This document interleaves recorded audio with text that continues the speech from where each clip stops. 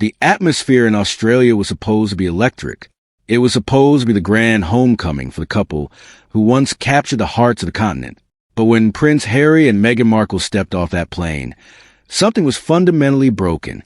There were no roaring crowds, no sea of flags, and no frenzied fans screaming their names. Instead, there was a deafening, uncomfortable silence. The world remembers 2018, the year they were the golden duo, untouchable and adored. Back then, Australia was their stage, and they were the undisputed stars. But 2026 is a different reality. The Sussex Magic seems to have evaporated, replaced by a cold, calculating curiosity. They slipped into Melbourne not as conquering heroes, but like shadows avoiding the light. No classic photo ops, no engagement with the waiting press. Just a high-speed convoy and tinted windows. This wasn't a royal visit. It felt like a tactical insertion. Critics are already whispering. Is the brand dying?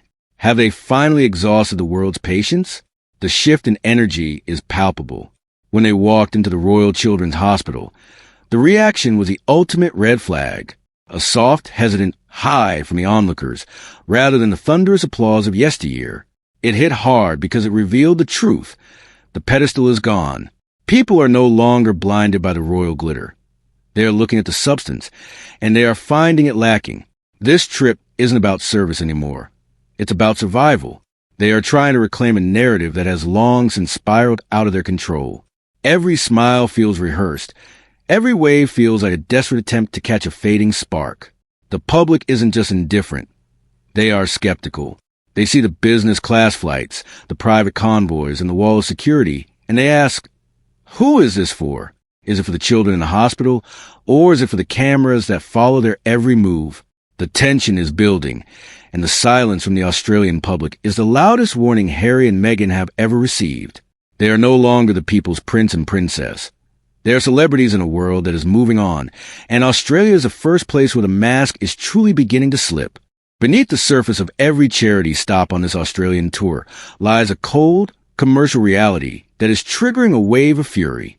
While Meghan Markle hugs sick children and puts on an apron in a Melbourne soup kitchen, the price tag of their presence is being calculated in the thousands.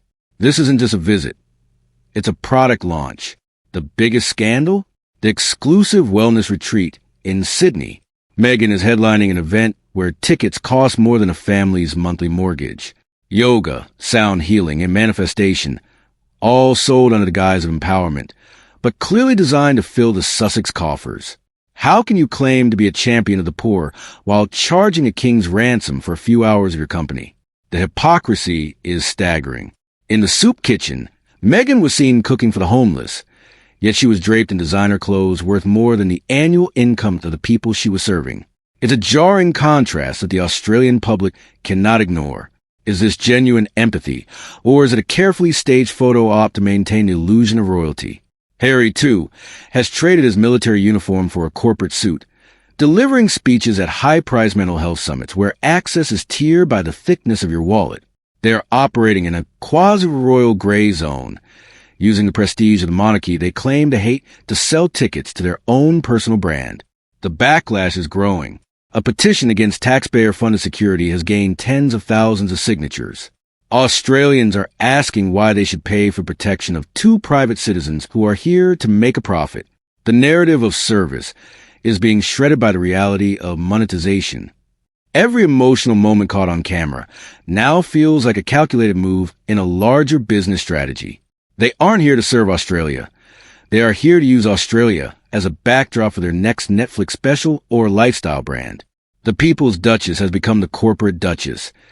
And the world has started to see that the Sussex brand isn't about change. It's about the bottom line. The masks are falling, and what's underneath isn't compassion. It's a business plan. As the tour draws to a close, the verdict is in. The Sussexes are no longer the royal icons they once were. They are caught in a liminal space, neither fully royal nor fully celebrity, and it's a space that is rapidly shrinking. Australia, the place where they once felt most loved, has become the site of their most public rejection. The silence in the streets, the petitions against their costs, and the biting commentary from experts all point to one conclusion. The world has moved on. Harry and Meghan are fighting a war for relevance that they are losing. They have stepped away from the institution, but they cannot survive without its shadow. This tour has proven that without the official backing of the palace, their actions lack the weight of authority. They are performing a role that no longer belongs to them, like actors on a stage after the audience has left.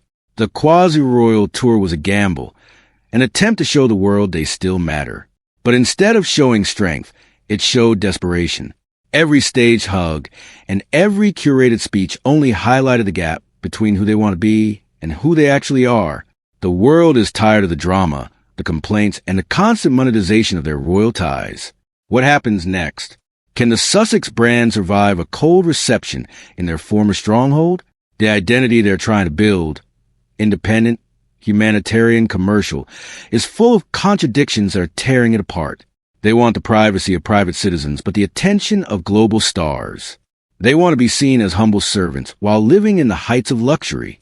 This tour has been a mirror, reflecting the reality that their narrative is no longer convincing. The Sussex story is reaching its final chapter, and it isn't the fairy tale they imagined. As they head back to California, they leave behind a continent that is no longer enchanted by their presence. The crown is gone, the throne was never theirs, and now, even the public's affection has turned to ice. This is the end of an era, the moment the world stopped believing in the Sussexes.